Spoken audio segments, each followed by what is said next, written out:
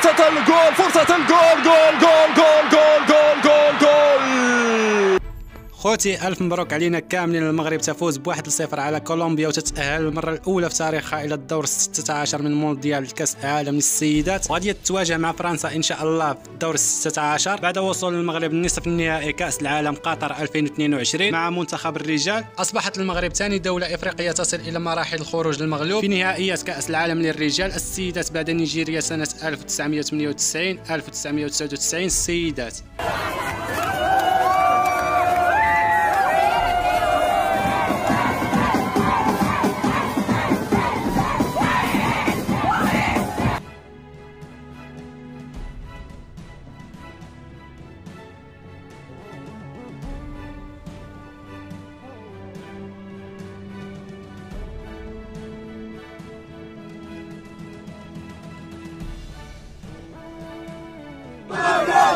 Go Morocco!